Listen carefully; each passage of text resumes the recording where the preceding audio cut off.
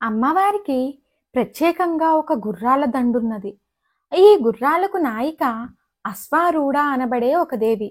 ఆ తల్లి ఒక గుర్రంపై కూర్చొని ప్రయాణిస్తుంటే అనేక కోట్ల గుర్రాలు ఆ తల్లిని అనుసరిస్తూ వెడుతున్నాయి.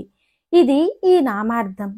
అమ్మవారి చేతిలోని పాశం నుండి ఒక మహాశక్తి పుట్టిందని, పుట్టడంతోనే మహావేగం కల గుర్రంపై సంచారం చేసిందని, ఆ గుర్రం పేరు అపరాజిత అని, ఆ గుర్రాన్ని అంతే వేగంగా సంచరించే గుర్రాలు అసంఖ్యాకంగా అనుసరిస్తూ వెళ్ళాయని బ్రహ్మాండ పురాణంలోని శ్రీ లలితగా దేవీ కథలో ఉంది.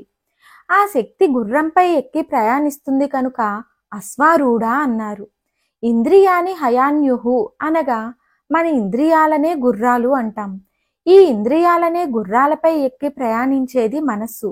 మనస్సు అనబడే రౌతు సక్రమంగా ఇంద్రియాలనే గుర్రాలను అదుపులో పెట్టి నడిపితే జీవితం యోగ ప్రభావంతో నడిచి బంధ విముక్తి పొందుతుంది.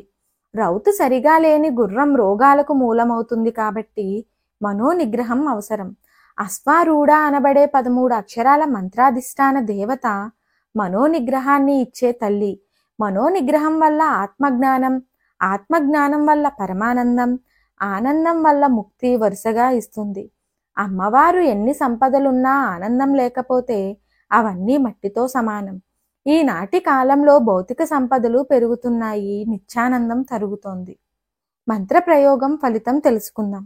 ఈ మంత్రాన్ని పంచమి, ఏకాదశి, పూర్ణిమ, అమావాస్య వంటి పర్వదినాలలో భక్తిగా 108 సార్లు జపం చేస్తే మనోనిగ్రహం కలిగి ఆనందం లభిస్తుంది.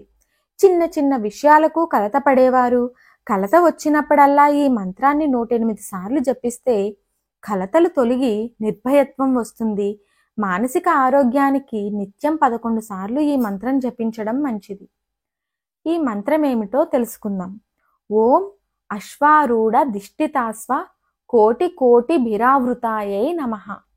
ఓం అశ్వారూఢ దిష్టితాస్వ కోటి కోటి భిరావృతాయై నమః.